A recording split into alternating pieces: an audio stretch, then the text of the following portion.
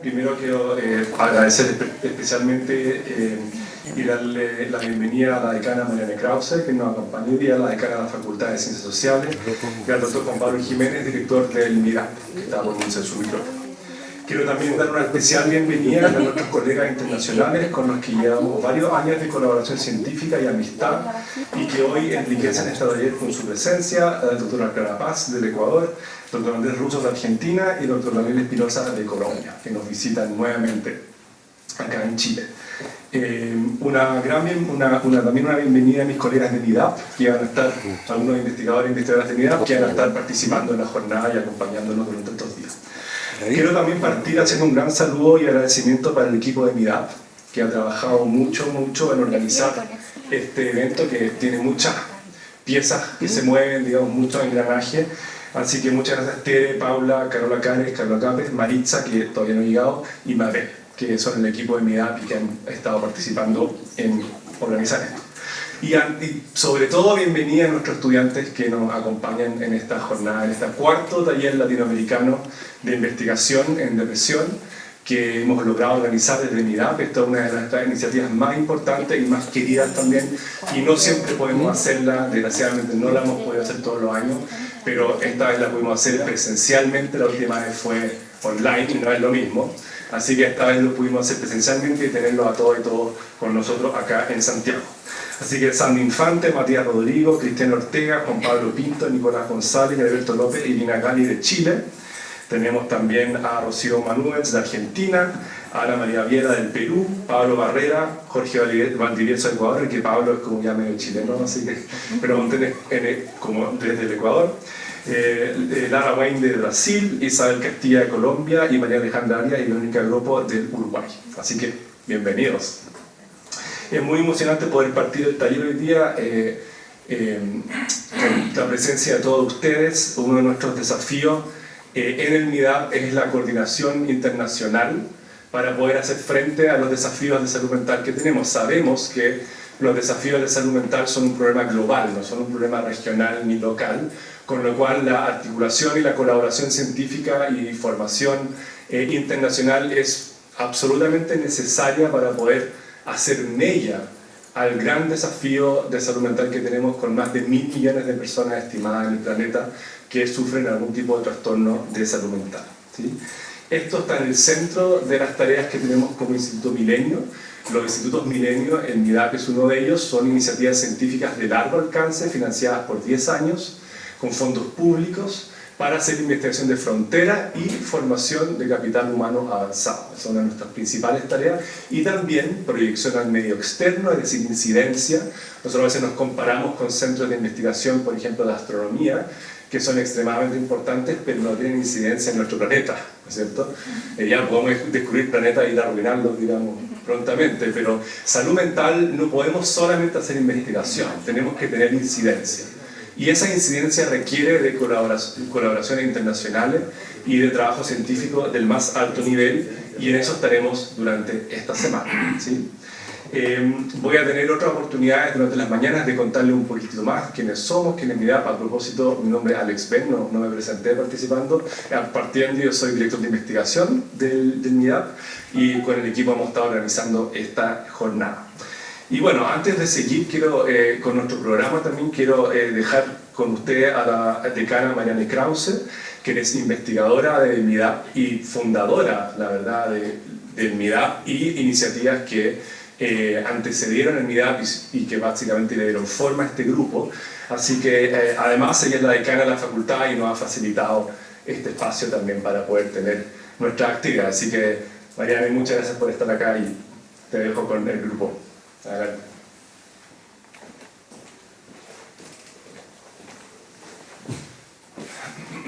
Gracias, Alex. Saludo a todos, me río un poco porque es curioso estar en este rol, entonces dando palabras inaugurales para este evento, que no es lo más habitual, habitualmente ha sido en el rol de MIDAP.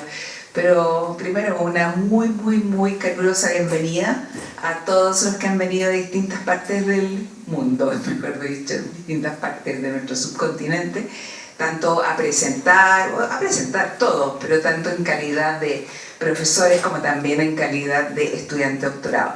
Y preparé unas palabritas que me gustaría compartir con ustedes en este cuarto taller latinoamericano de investigación en depresión. Y destaco cuarto porque, como dijo Alex, hemos tenido varios previos, hemos tenido excelentes experiencias. O sea, tanto en talleres llevados a cabo acá, en este país, como en algunos talleres memorables llevados a cabo en Europa, que también fueron un hito en la historia ya larga de este meetup, que ya llevamos 11 años, ¿no? O sea, entre 10. Este es como el 10º, a pesar de que ya es un año agregado, en verdad, ¿no? Bueno, entonces para mí es un placer poder dar estas palabras y en este taller que convoca a estudiantes doctorales de distintos países, y tengo anotado de cuáles países. Acá tenemos un grupo de 16 estudiantes de Chile, Ecuador, México, Colombia, Argentina y Brasil. Y como ya dijo Alex, durante toda la semana estaremos compartiendo en distintas actividades que sin duda van a ser muy enriquecedoras para todos los participantes, pero además son actividades que proyectan la investigación en depresión mucho más allá del momento actual. O sea, todos aprendemos con estas actividades y además se irradia entonces nuestro conocimiento. Debo decirle de entrada que dado el cargo que tengo, pero no solo eso, sino que dada una lamentable superposición de este taller con el segundo Congreso Latinoamericano de Ciencia Social y Gobierno, del que soy anfitriona, entonces más bien me van a ver los días lunes y martes como de entrada y salida, y del miércoles en adelante yo creo que no van a ver, porque además ese otro congreso va a ser en Casa Central, no va a ser acá en el campus, sino habría sido un poquito más fácil. Bueno, les decía ya que estas palabras las estoy diciendo un poco en el doble rol que destacó Alex, en una parte, por una parte como decana y por ende entonces como instancia albergante de este taller desde nuestra universidad, y por otra parte como investigadora de MIDAP, que me tiene muy contenta, me siento un poco como la madre de MIDAP, algo así, ya, mejor que sentirse la abuela de MIDAP, por lo menos. Bueno, y vamos a contar con importantes presentaciones, partiendo por la de Juan Pablo, que ya me disculpo, Juan Pablo, porque es una de las que yo no voy a poder ver porque tengo que ir corriendo a mi oficina. No, padre, te vas a dejar solo al padre. Voy a dejar solo al padre, exactamente. Bueno, y vamos a tener varias otras presentaciones de investigadores de distintos países y todos muy amigos, muy queridos, como el doctor Andrés Russo de Argentina, que debo decir es presidente, ahora ya eres past president, si eres past president de la Society for Psychotherapy Research, nuestra querida SPR, el doctor Alex Ben, que recién se presentó a sí mismo como director de investigación de MIDAP, pero digámoslo, futuro director de MIDAP, así en pleno, espero. Y también tenemos con nosotros a la doctora Clara Paz, que es la actual presidenta del capítulo chileno de la SPR, por lo tanto, mucha gente muy importante. Y miro para allá y no puedo dejar de mencionar, por supuesto, al doctor Daniel Espinosa, que actualmente trabaja en la, ayúdame, a la Universidad Nacional, sí, radicada en Bogotá. No quería equivocarme porque se cambió de universidad hace poco. Y tendremos actividades interesantes y dinámicas con los estudiantes doctorales que están acá. Por ejemplo, el speed dating, que siempre ha sido muy bueno, lo hemos hecho en varias otras oportunidades, para que se vayan conociendo, estrechen lazos rápidamente. También habrá interesantes talleres, por ejemplo, los talleres de publicaciones, dictados uno por Alex Ben y otro por Daniel Espinosa y otro por Carolina Altimir, a quien no he visto por aquí todavía, pero cuando llegue la saludaremos. También talleres en desarrollo de carrera dictados por Clara Paz y por Fernando Parada, y tendremos presentaciones de estudiantes doctorados de los distintos países que van a ser sin duda el corazón de este taller, y lo digo de nuevo, vienen de Argentina, Brasil, Chile, Colombia, Ecuador y Uruguay. Y también contaremos con presentaciones de colegas que alguna vez, y esto me gustó verlo en el programa, que alguna vez fueron estudiantes del doctorado en psicoterapia y que por ende participaron de talleres similares a este en esa condición, y actualmente son profesores de distintas universidades y nos van a compartir sus conocimientos. Ahí también ya mencioné a Carolina Altimir, pero también puedo mencionar a Paula, Danilo, al mismo Daniel y Marcela Berry. Y personalmente, ya dije, estaré presente en forma parcial, dadas las labores en este otro congreso, pero voy a hacer lo posible por estar al máximo y les deseo el mayor, inmenso de todos los éxitos.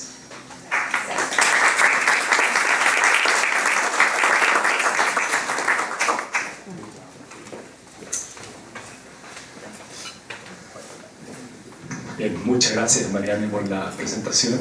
Y vamos a entrar ahora al tiro en materia, por decirlo de esa manera, y tengo el honor de dejar con ustedes a Juan Pablo Jiménez, quien ha sido una de las personas que ha liderado este proyecto también desde su inicio, con una vasta experiencia. Actualmente es el director del Instituto Milenio y es profesor emérito del Departamento de Psiquiatría de la Universidad de Chile, y que va a brindar una conferencia titulada Investigación en Salud Mental, Pluralismo Integrativo y Psicoterapia. Así que Juan Pablo, muchas gracias por estar aquí hoy día con nosotros.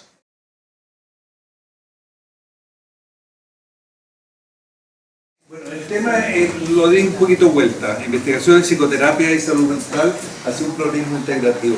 Esto es algo que yo he trabajado estuve rastreando. Mi primer trabajo es del año 1979.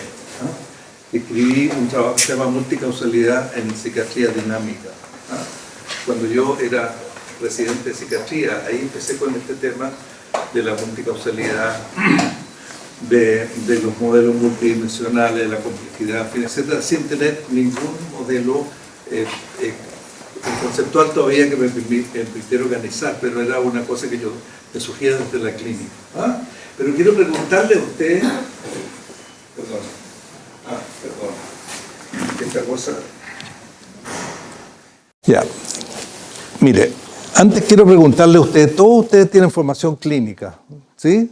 ¿Todos tienen? Ya. Levanten la mano los que tienen la formación cognitivo-conductual. Ya, espérate. Ya, levanten la mano los que tienen formación humanista. Tú tenés formación. Ya, y levanten la mano los que tienen formación psicodinámica. La gran mayoría, ¿no es cierto? Yo también. Yo soy psicoanalista. Entonces, una pregunta que me ha, de todo el tiempo, desde que empecé a investigar, yo empecé el año 85 cuando me fui a doctorar en medicina en Ulm, en Alemania, y ahí hice un trabajo empírico sobre el proceso terapéutico. Era un caso único, en fin, etcétera. De eso no voy a hablar. Pero lo que voy a hablar ahora, voy a dar una visión panorámica, precisamente en primera persona, de lo que yo viví como psicoanalista clínico, en repetidos descubrimientos que yo fui haciendo y que me fueron produciendo un enorme conflicto, porque no sabía cómo coordinar las dos cosas. Pero voy a hablar, primero voy a partir hablando del contexto, el lugar de la investigación en psicoterapia en el contexto de la ciencia mundial. ¿Qué sabemos después de 70 años de investigación? Oye, ¿me puedes traer un vaso de agua, por favor? Ya. La polémica en torno a la paradoja de la equivalencia, que yo creo que es el tema más complicado para los clínicos, que les cuesta entender esto, ya lo voy a explicar, y algo sobre la formación de investigadores en psicoterapia y salud mental en la periferia del mundo, y finalmente el Instituto MIDAP y la interdisciplina. Entonces, fíjense ustedes el mapa de la ciencia. Esto fue construido, esto del 2008, esto fue construido por inteligencia artificial. Se analizaron 6 millones de artículos publicados en las mejores revistas. El tamaño de cada nodo representa el número de artículos, las flechas, las relaciones entre las áreas. El área biomédica aparece como la columna vertebral de la ciencia de este siglo. Vean ustedes. Mire, aquí está la geociencia, la física, la astronomía, qué sé yo, pero aquí está la medicina y la biología celular y molecular. Aquí está la neurociencia, la psicología pasa un poquito más arriba. Después, si hacemos un zoom a las ciencias sociales, se ve que la investigación en psicoterapia o la psicoterapia misma no es reconocida como una disciplina científica en este mismo artículo. Aquí, fíjense, aparece el psicoanálisis, curiosamente. ¿Por qué? Porque como una disciplina más antigua tenía muchas más publicaciones, obviamente, en ese momento. Pero la verdad es que la psicoterapia en estos mapas y la investigación en psicoterapia como disciplina científica no existe. Ustedes ven aquí psicología, psiquiatría, cuidado a la salud, aquí está psicoanálisis, aquí está discapacidad, en fin, etc. Educación está más arriba, en fin, ya. Entonces somos una disciplina bastante joven, a pesar de que de hace 70 años podemos rastrear resultados de la investigación. Entonces, esto quizás ustedes ya lo saben. Lo que se sabe es que la psicoterapia es más eficaz. Una sesión de psicoterapia es mejor que ninguna y la psicoterapia es más eficaz que el placebo. Y la mejoría a través de la psicoterapia, incluso las psicoterapias breves, es estable. Algunas psicoterapias tienen efectos negativos sobre los pacientes. Esto fue especialmente cierto en toda la polémica de Kember con los psicoanalistas respecto a que el psicoanálisis clásico, como se ejercía en Estados Unidos, especialmente a los pacientes con trastorno de personalidad, no solo no los mejoraba, sino los convertía en crónicos y los agravaba. Entonces, ese fue uno de los argumentos para introducir una terapia modificada para esos pacientes. El paciente que nace, eso es interesante, que hay factores comunes e intervenciones específicas afectan el resultado. El paciente que nace la mayor contribución al éxito del tratamiento y en contra de la creencia habitual de la psicoterapia, las psicoterapias son tratamientos breves. Y desde hace 30 años se discute la paradoja de la equivalencia o el veredicto del pájaro dodo, que se llama, ¿no? Bueno, esta fue una de las cosas que a mí me impactó cuando yo llegué a Alemania, a Ulm, y me enteré de este libro de Lakin Phillips, que está muy ignorado en realidad en este momento, pero es un psicólogo que hace investigación en psicoterapia e investigación en la utilización de los servicios médicos. Y lo que llamó la atención, lo primero que le llamó la atención, que había esta curva, la curva de atrición. Fíjense, tomando, no sé, 14 millones de consultas, en Estados Unidos, en Asia, en Corea y en Europa, los pacientes después de la primera sesión abandonan el 50% del tratamiento y después van abandonando un 10% de tal manera que más o menos en las 50 ya ustedes se dan cuenta que hay poquitísimos que llegan, ¿no? Esto se pueden sacar muchas conclusiones de esto, Paralelamente, esto es el año 85, ese libro, paralelamente, el año 87, 2 epidemiólogos de la Universidad de Nueva York publican este artículo, La ilusión del clínico, en la cual ellos plantean que desde el punto de vista epidemiológico, las muestras clínicas son muestras que están sesgadas hacia pacientes de larga duración. En cambio, las muestras epidemiológicas, esto lo hizo en relación a la medicina y la psiquiatría, mostró que tiene muchas consecuencias. Una de las consecuencias es que los terapeutas, estas son las consecuencias que son importantes para nosotros. Los pacientes crónicos usan la mayoría de las sesiones, son vistos por sus terapeutas como apropiados para un modelo de tratamiento largo y frecuente y crean una impresión desproporcionada a sus terapeutas. De ahí han salido, especialmente el psicoanálisis, de casos clínicos de larga duración, han salido las teorías, han salido los distintos, además, orientaciones. Kohut, Lacan, Melanie Klein, en fin, etcétera, tiene casos clínicos que son índices en los cuales de ahí apareciera como que sacan sus teorías, ¿no? El problema es que si estas teorías son generalizables, porque los modelos o las teorías psicoterapeutas han sido construidas como inferencias clínicas a partir de estos pacientes que son menos del 1%, digamos, de los pacientes de la población consultante real. Por eso nuestras teorías son más pesimistas y los criterios de curación más estrictos que la opinión de los mismos pacientes, ¿no? Y esta es lo que el año 97, Bruce Wampold, y después confirmado a través de una serie de otros artículos y de otros hallazgos, mostró que, y esto es lo que se llama el modelo de los factores comunes, mostró que los factores comunes son alrededor del 70% de la varianza de los resultados, en los cuales las técnicas específicas son entre el 8, otros dicen entre el 8 y el 15, podríamos decir. Y hay una varianza inexplicada que probablemente son factores que tienen que ver con el cliente. Ahora, eso es lo mismo, pero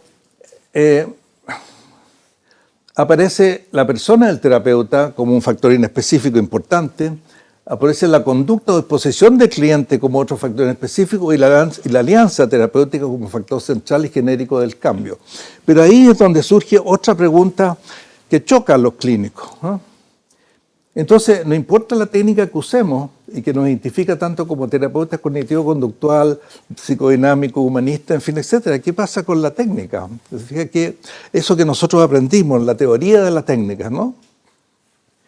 Ahora, el año pasado, en uno de los artículos del Psychotherapy Research, hubo una sección especial en la cual se celebró los 25 años del primer artículo de Wampel, en el cual, tomando una cantidad enorme de metaanálisis, mostró que de metaanálisis de estudios particulares que comparaban la eficacia de la psicoterapia conductual, cognitivo-conductual, psicodinámica, en fin, etcétera, y mostró que todas eran básicamente equivalentes en sus resultados.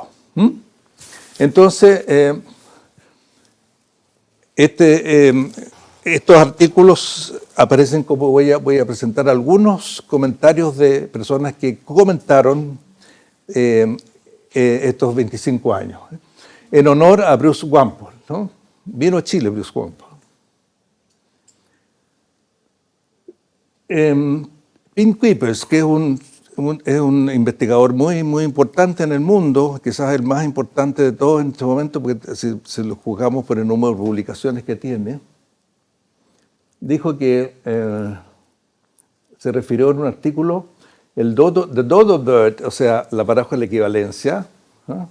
Y la necesidad de intervenciones escalables en el mundo global de la salud mental.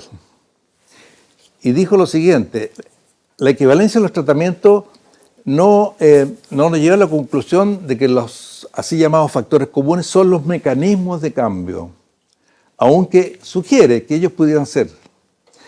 Pero ahí hay una diferencia, entonces aparece el tema de los mecanismos, o sea, cómo cambia. Porque miren, ¿qué es lo que dijo Wampel en la respuesta a estos comentarios?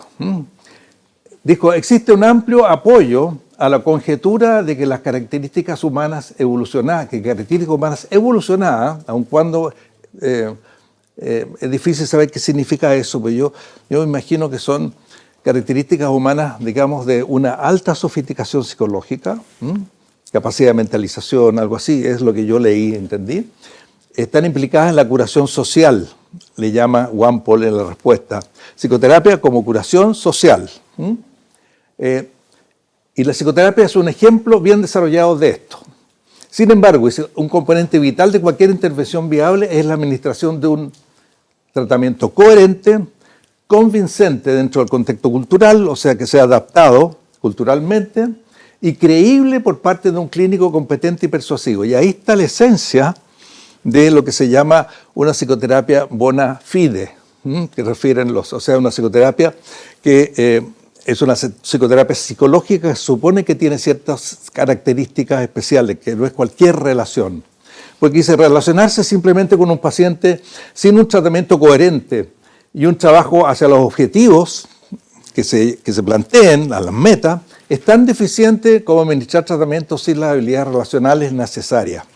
La pregunta que se hace el clínico, entonces, bueno, pero ¿cómo se logra esto? Estamos de acuerdo.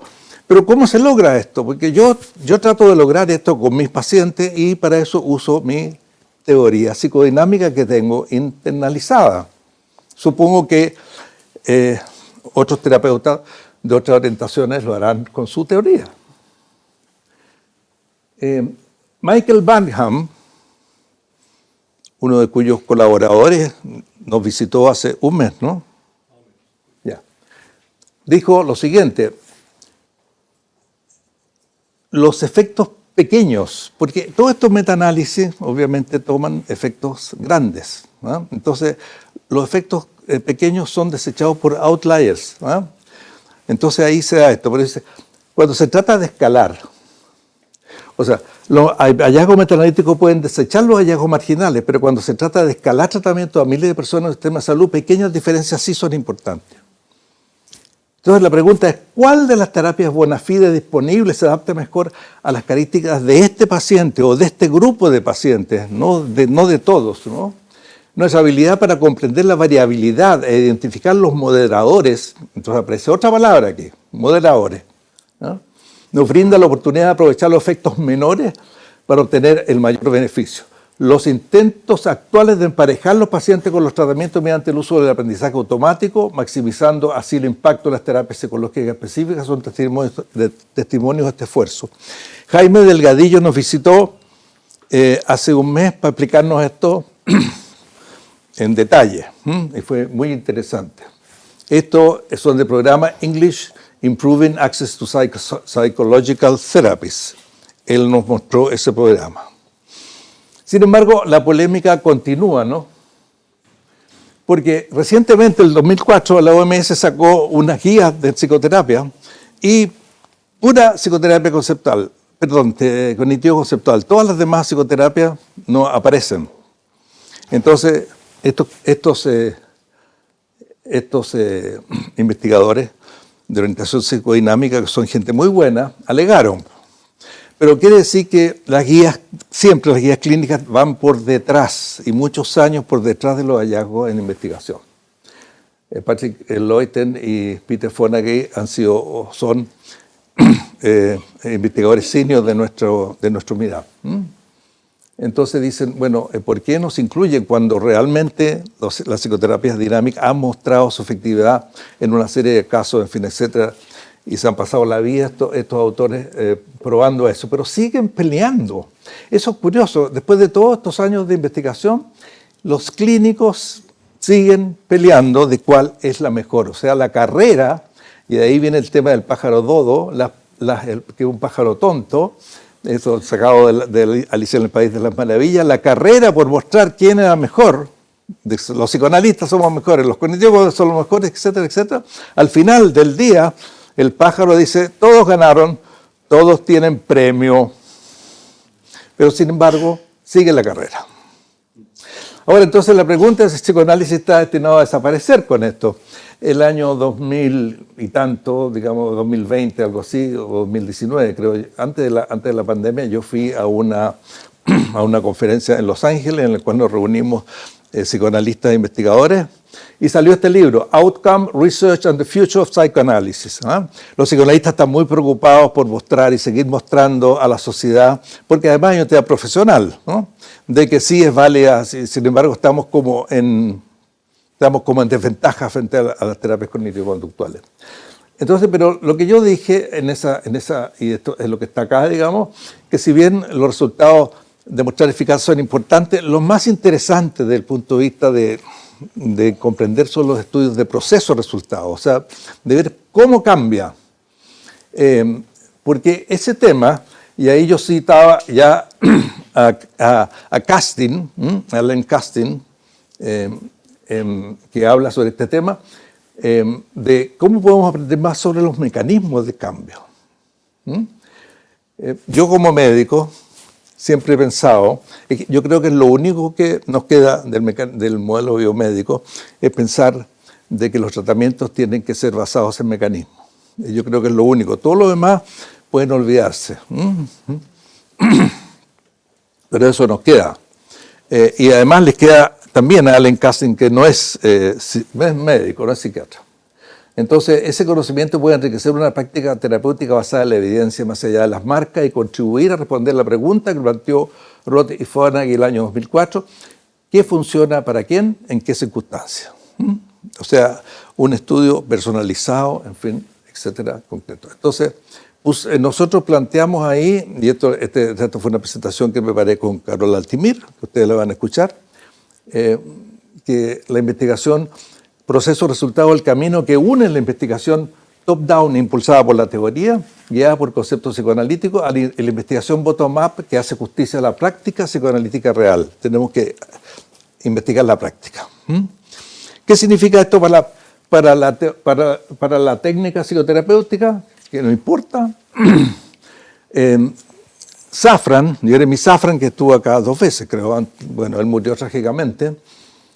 Es peligroso a veces ser investigador en psicoterapia. Lo mató un expaciente con, no sé, con un golpe en la cabeza. No era paciente. ¿No era eso? No era paciente. Lo mataron en un martillazo, pero no era un paciente. Ah, no era un paciente. Sí, pero ya, a lo mejor lo desmintieron eso. Eso no era de él, no era de él. No era de él, sí. Dice, el modelo de factores comunes clausura prematuramente la exploración de una pregunta importante. ¿Por qué será tan importante? Piénsenlo durante la semana. ¿Cómo se despliega a lo largo del tiempo la compleja matriz interactiva entre terapeuta, paciente y las variables técnicas, de manera de que facilita o impide el cambio? Esa es la pregunta clínica que nos importa, que debe ser investigada. Por eso que él tiene una estrategia que la usamos acá, Carol Altimir la usa mucho en su investigación, estudiar los eventos de ruptura y reparación de la alianza. Entonces, la investigación en alianza, Horvath, por ejemplo, mostró que no es el vínculo el mejor predictor del éxito, sino el acuerdo de las metas. Acuerdan de trabajar en objetivos. Eso es. Pero también autores como el año 2005, Olinsky y Ronstadt plantearon que los terapeutas no son intercambiables. Dice, por regla general se ha favorecido el estudio de las psicoterapias por encima del estudio de los psicoterapeutas. Como si los terapeutas, cuando están debidamente formados, fueran más o menos intercambiables. Hay una serie de otros estudios que muestran que no es el caso, no son intercambiables. Hay terapeutas buenos y hay terapeutas que tienen menos éxito. Esa es una cosa fundamental en un modelo precisamente de Roth y Fonagy acerca de una práctica psicoterapéutica en algún consultorio, en fin, que pudiera ser permanentemente evaluada por la investigación. Y eso en los estudios mostraban que había terapeutas que sí tenían más éxito que otros. Ya. Pero tampoco reside en la técnica. Sidney Blatt, que nos visitó y que fue muy influyente en nosotros, plantea que hay 2 tipos diferentes de pacientes que trascienden las categorías diagnósticas. Los pacientes anaclíticos, que son pacientes más dependientes, y los pacientes introyectivos, que son más distantes y aislados. Y esos se comportan distintos en distintas formas de psicoterapia.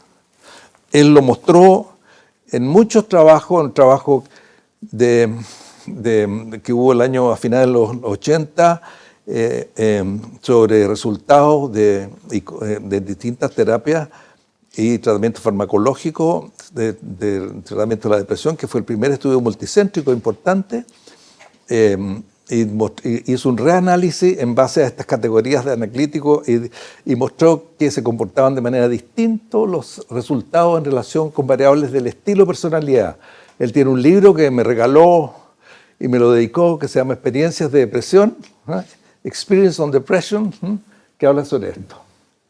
Ahora, esto me fascinó porque Henny Westra sacó las conclusiones del trabajo de Dodo para la formación de psicoterapeuta, porque yo, además de clínico, además de investigador, he sido docente y formador de psicoterapeuta. Tenemos la Corporación Salvador, que fundamos con un grupo de psicoanalistas que formamos psicoterapeutas, tratando de adherir lo máximo y aquí veo un exalumno nuestro, ¿sí?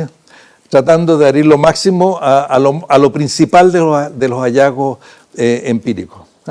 Y ahí dice lo siguiente: la formación en psicoterapia ha priorizado principalmente los modelos de intervención y ahora puede ser un modelo, puede ser el momento de hacer hincapié en la observación del proceso. Nuestro programa está basado no en las teorías, no en la presentación de casos tomados así, sino que en la observación directa de psicoterapias completas. Antes de traer el espejo, ahora con video. O sea, hay un terapeuta con más experiencia en el segundo piso Y en el primer piso estamos todo el staff y todos los alumnos viendo esa terapia y después se discute durante 1 hora qué pasó entre terapeuta y paciente, suponiendo que tratando de inferir el diálogo entre las mentes, por así decirlo, ¿no? Es muy interesante. Las rupturas, qué pasó, por qué se fue por aquí, se fue por allá. O sea, esta cosa que está detrás, cómo se va desplegando la relación, y para eso hay que aprender a observar, eso es lo más importante. Alan Casting, como les decía, entró en el debate y dijo en el año 2009, tras décadas de investigación en psicoterapia y miles de estudios, no existe una explicación basada en la evidencia de cómo o por qué incluso las intervenciones mejor estudiadas producen cambio. Es decir, los mecanismos a través de los cuales operan los tratamientos. Y en ese artículo da ciertas recomendaciones metodológicas para llegar a eso, ¿no? Aquí está, se fija, no es lo mismo causa que mediador, que mecanismo, ni moderador. Son distintos, no voy a entrar en eso, pero son distintos conceptos. Entonces, eso inmediatamente nos abrió a la interdisciplina. ¿Quiénes nos ayudaron a abrirnos a la interdisciplina? Y estoy hablando de toda nuestra experiencia desde hace 40 años, 30 años ya, porque el año 92 formamos la SPR, aquí el capítulo latinoamericano, y vinieron precisamente, te fijas, Horst Kegele, él fue que nos incitó, me instó a mí, me obligó a mí, que tenía que formar el capítulo latinoamericano, reuní, qué sé yo, Andrés Russo era un bebé en esa época, pero habían algunas personas mayores, su suegra estaba yo, ¿no? Ya, unas personas mayores que sí asistieron a ese primer meeting en Mendoza, en el cual Ken Howard, fundador de la SPR, el año 89, ¿sí?, nos presentó el modelo genérico de David Olinsky. Ya. Entonces, eso es lo que nos ayudaron. Nos ayudó Sinet Blatt con su inserción de la depresión en el estilo personalidad, que es una de las marcas de mi edad para ahora, depresión inserta en la personalidad.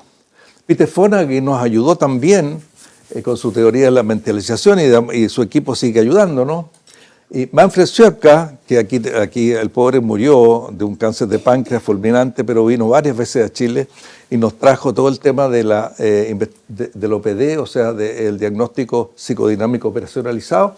Y Doris Peham, que también no hemos sabido más de ella porque tuvo un accidente vascular, nos vino acá sí, están todos así, pero no, pero ella era muy joven, ella era muy joven, un tumor, no recuerdo bien, nos enseñó el MFAX, ¿no? O sea, una metodología para leer las emociones en las expresiones del rostro, lo cual permite y permitió a Carola Altimir, que es la que más le ha sacado brillo a esta idea, hacer un estudio en relación a las rupturas de alianza y las expresiones de la cara, y eso se puede ver poniendo en el video, digamos, momento a momento cómo van cambiando las expresiones de terapeuta y ya.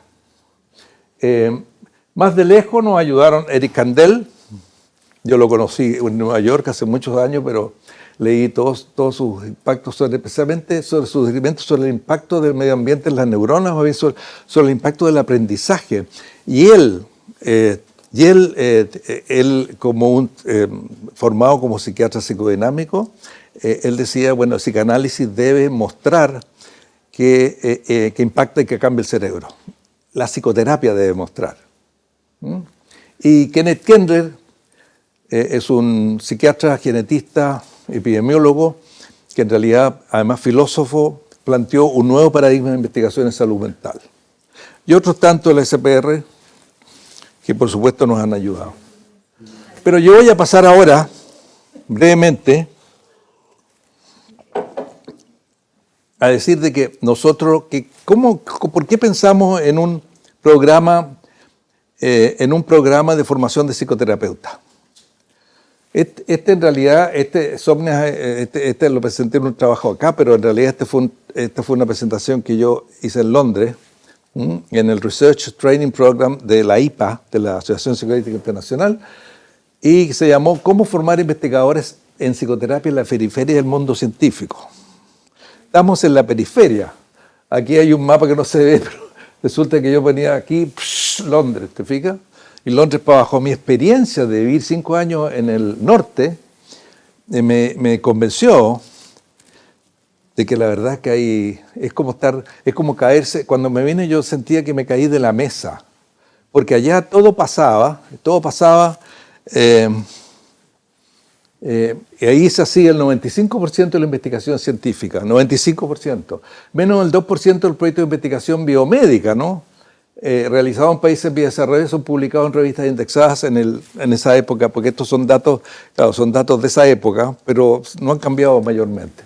La investigación científica es un fenómeno de habla inglesa que vive y se desarrolla bajo ciertas condiciones sociales y económicas avanzadas, y en este momento, ustedes ya lo saben, está capturado por ciertas empresas que son las que manejan la publicación de los artículos y que nos cobran $2.000, $3.000 por publicar un artículo. Lo hemos hecho, hemos tenido que pagar plata en Frontiers, por ejemplo, en todos estos open access. ¿Ah? Ya se me acabó el tiempo ya. Ya, bueno. Entonces, la pregunta es, ¿cuánta investigación en psicoterapia se hace en el sur? Gracias. Y aquí hay un tema que en Argentina en este momento es terrible, además porque siguieron la fuga de cerebro. La fuga de cerebro es un fenómeno crónico en nuestro... mira, ahí son datos de la CEPAL del año 2000, pero la verdad es que no ha cambiado para nada. Argentina lidera esto, pero también Chile, yo creo que Chile quizás ahora un poco menos... No, Chile harto, no, perdón, no lidera, fíjense. No, Argentina era bajo, México... Colombia era muy alto. Pero en los años 90 hubo una gran migración, 19%, una gran migración de argentinos a Estados Unidos. Bueno, nosotros planteamos que que teníamos que hacer un programa de investigación, y esto también tiene que ver con lo mismo, cambiar el concepto de la fuga del cerebro, del brain drain al circulating brain, a la circulación de los cerebros. O sea, pensamos un programa en el cual la gente se formara acá, pero estuviera en estrecha relación con todas nuestras redes latinoamericanas y con el norte, europea, con Alemania, con Inglaterra, con Estados Unidos. Entonces que la gente fuera, y tú fuiste a alguna parte, Daniel, ¿o no?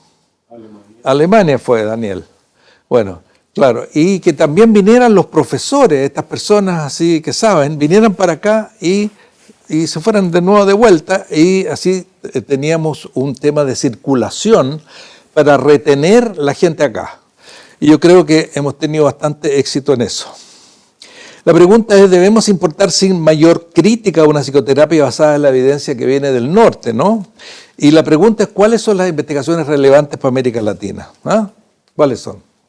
Entonces ahí tomamos la decisión, el año con Marianne fue en un congreso de psicología el año 2005, 2007, estuvimos hablando de estas cosas y decidimos que teníamos que formar un programa de doctorado con muchas relaciones internacionales, formar investigadores. Y nuestra visión era esa, se fija un entrenamiento, investigadores en psicoterapia con altos estándares internacionales, preocupado de preguntas del tercer mundo, fuertemente apoyado por una red internacional, que los graduados pudieran conversar con las autoridades y también tuvieran contacto con las universidades. ¿Ah? Y aquí fue nuestro programa, no voy a hablar sobre eso, y ahora voy a hablar sobre el tema de MEDAP y la interdisciplina y la transdisciplina ahora, o sea, el tema de los mecanismos, pero para esto yo simplemente esto es una idea de la historia, digamos, ahí se fijan, ya lo he dicho, la historia, lo primero fue la fundación de la SPR, que ha sido fundamental, el programa de doctorado en psicoterapia, que también ha sido muy importante para desarrollar nuestro grupo, aunque no toda la gente de mi edad ha pasado por este doctorado, pero es muy importante. Y después el núcleo de intervención psicológica en cambio en depresión, y todas estas cosas condujeron el año 2014, y este es el último año, a el Instituto Milenio para la Investigación en Depresión y Personalidad. Nuestro objetivo era generar conocimiento científico para que ese conocimiento así lograra diseñar intervenciones en los cuales pudiéramos maximizar su eficacia e identificar los mecanismos de cambio terapéutico, o sea, unas intervenciones basadas en el mecanismo. Prevención primaria, secundaria y terciaria, generar un capital humano avanzado con una red con una red de colaboración relevante y difundir los conocimientos alcanzados en el ámbito. ¿Por qué depresión? Bueno, porque la depresión es una condición muy prevalente en Chile especialmente y que significa una gran carga de individual y social con alto gasto en salud y es susceptible de intervenciones que conocemos en los niveles primario, secundario y terciario. ¿Y por qué depresión y funcionamiento de la personalidad? Porque la personalidad, a partir de Sidney Blatt y de otros, en realidad es un factor de predisposición o de vulnerabilidad para el desarrollo de la depresión. Es como el contexto inmediato de, si tomamos la depresión como constructo, el constructo inmediato es personalidad, que está detrás. Después vienen otras cosas más lejanas, ¿no? Y estos rasgos de personalidad influyen también en la forma en que la depresión se manifiesta y determinan procesos de cambio y eficacia del tratamiento.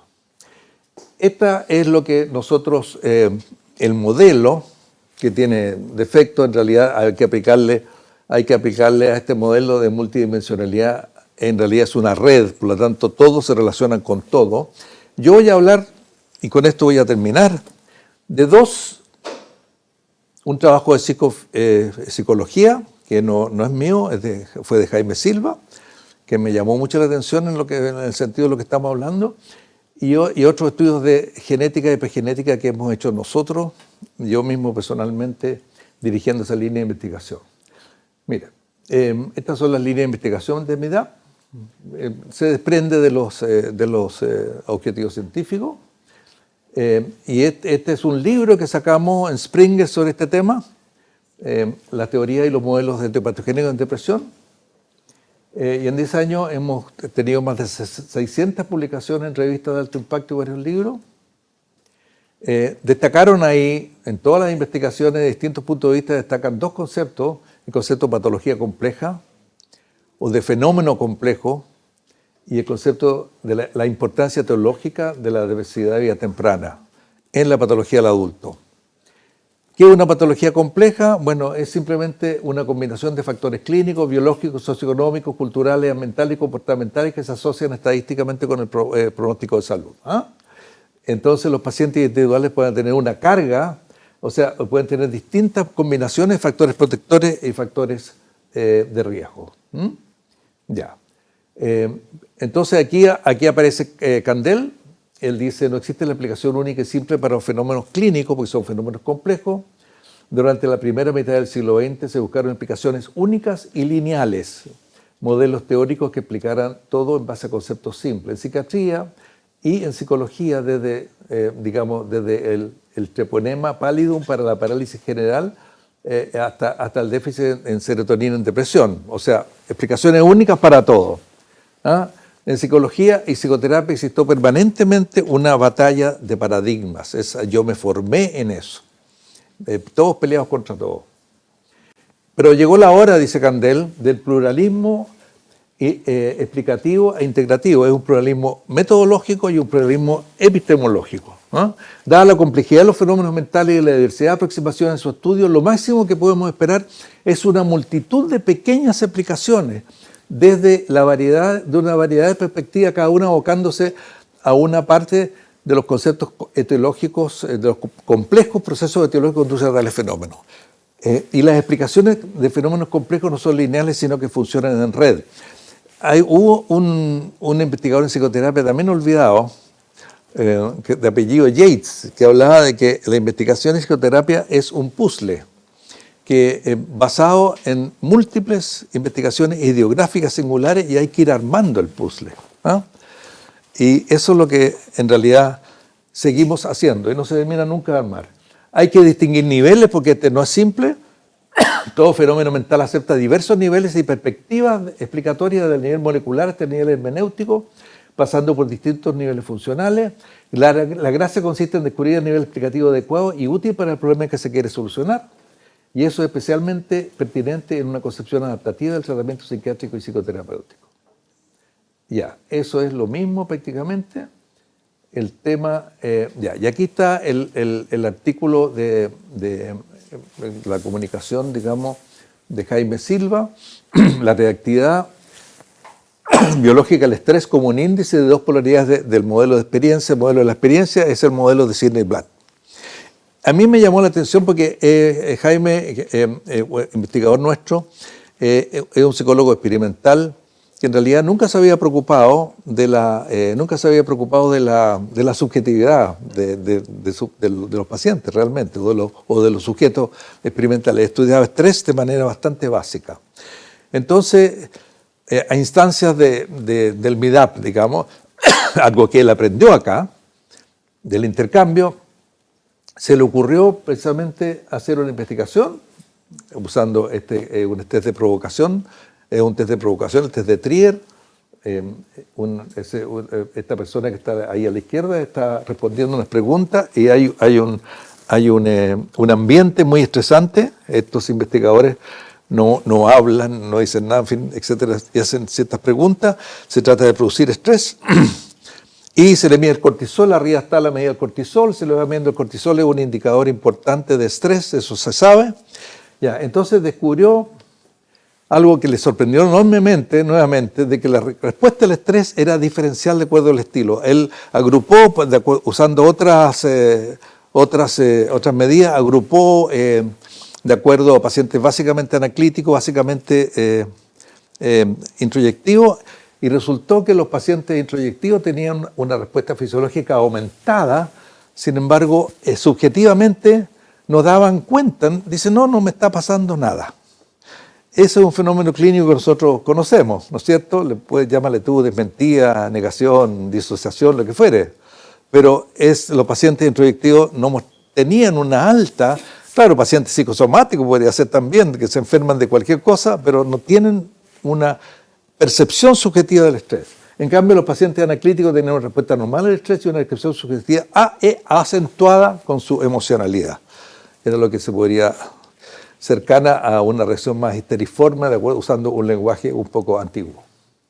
Bueno, y esto terminó, nosotros empezamos otra manera de poder ver los mecanismos, vimos el tema de la epigenética. La epigenética, mira, lo voy a resumir simplemente así. El desarrollo cerebral está dirigido por los genes, es el programa, pero está esculpido por las experiencias. Particularmente aquello ocurrido durante los periodos críticos o sensitivos del desarrollo temprano. O sea, el primer año más, que sé yo, pero también hasta la adolescencia, que es una ventana. Y eso es interesante porque dice, no es el evento externo, objetivo, el que tiene impacto epigenético, sino que es la experiencia subjetiva de tal evento. Entonces ahí incluimos, pero con fuerza, algo que es fundamental en psicología y también en psiquiatría, que es la experiencia subjetiva.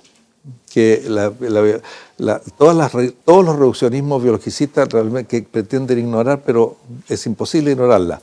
Es el cerebro el que percibe una serie de cosas externas que podemos llamar trauma, por ejemplo, o entre comillas, eventos traumáticos, pero que tendrán un impacto diferente en la epigenética, o sea, en los genes, ¿de acuerdo a qué? De acuerdo a cómo lo percibe, de acuerdo a la historia de esa persona, en fin, de acuerdo a una serie de cosas, ¿no?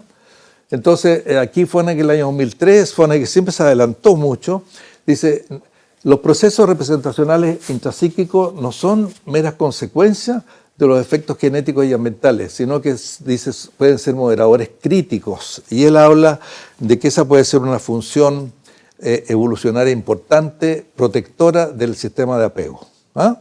El sistema de apego, precisamente en la relación con el otro, precisamente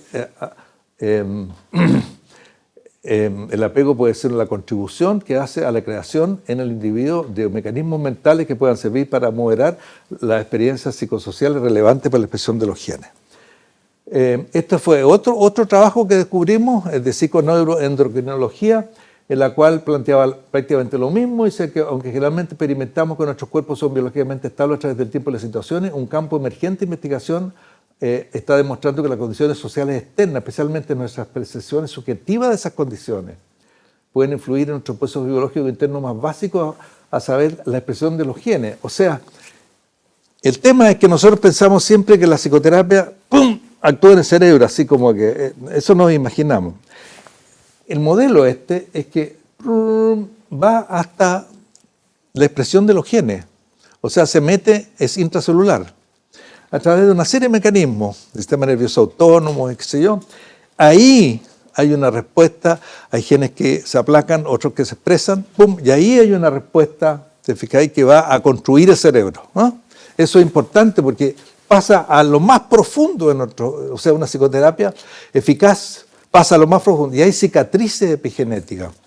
O sea, hay pacientes que han tenido trauma temprano, y ya se ha visto, estudiamos, este fue un estudio a propósito, bueno, un estudio del grupo que yo dirigí sobre genética y psicoterapia, y también de una tesis doctoral de Yamil Quevedo, y descubrimos también este artículo de un señor Stahl del año 2011 que decía: la psicoterapia es una droga epigenética, una droga entre comillas.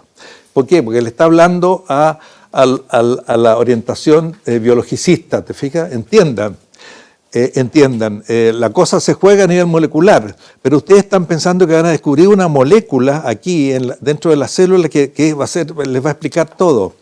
Esa molécula que están buscando, esa molécula es un efecto, puede ser un efecto, digamos, de la acción interpersonal psicoterapéutica. Y esa acción psicoterapéutica va a expresar o no algunos genes. Entonces, planteamos un trabajo. Aquí había un trabajo del año 2000 de Nemeroff y compañía, del año 2003, que miren, respuestas diferenciales a psicoterapia versus farmacoterapia en pacientes con crónicas formas de depresión mayor y trauma infantil. Lo que mostró este trabajo es que los pacientes deprimidos y traumatizados, trauma temprano, la psicoterapia es la mejor indicación. Por el contrario, los pacientes deprimidos que no refieren trauma infantil, la medicación solo es más eficaz que la psicoterapia. Sin embargo, en general, son más eficaces los tratamientos combinados. Entonces, estos estudios demostraron la importancia para la práctica clínica de los estudios multinivel, que tuvieran distintos factores comunes.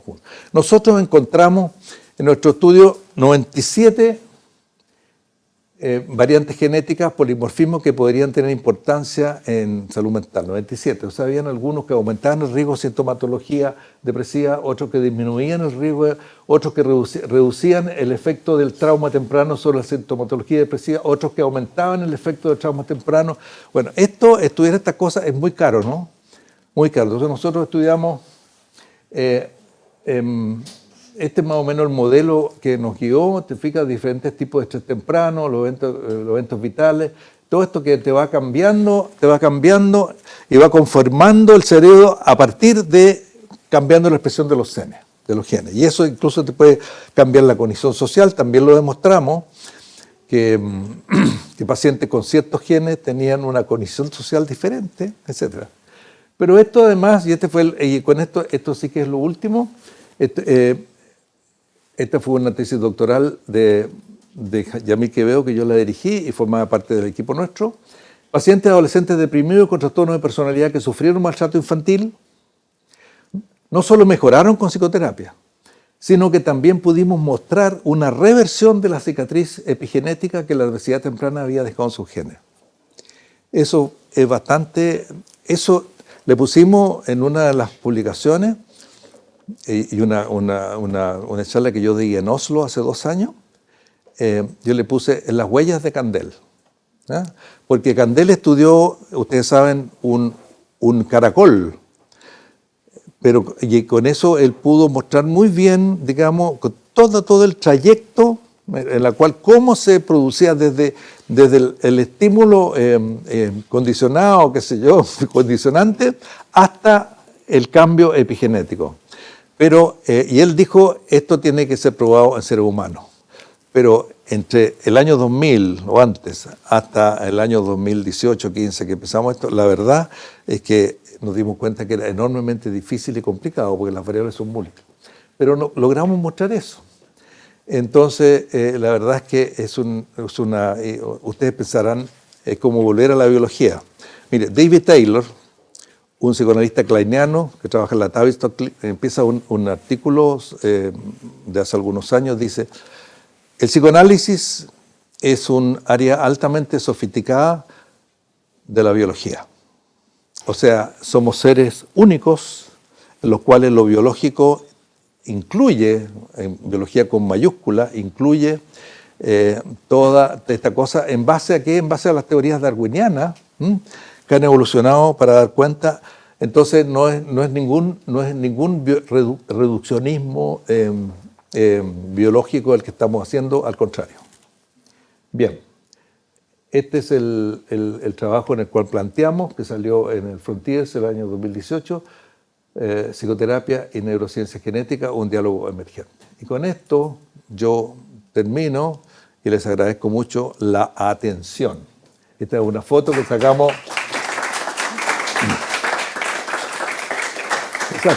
aquí está Alex Ben, ¿te fijas? Aquí está la Mariana Krause, el que sacamos nosotros el grupo cuando fuimos a Temuco, antes de la pandemia fue esto, ¿no?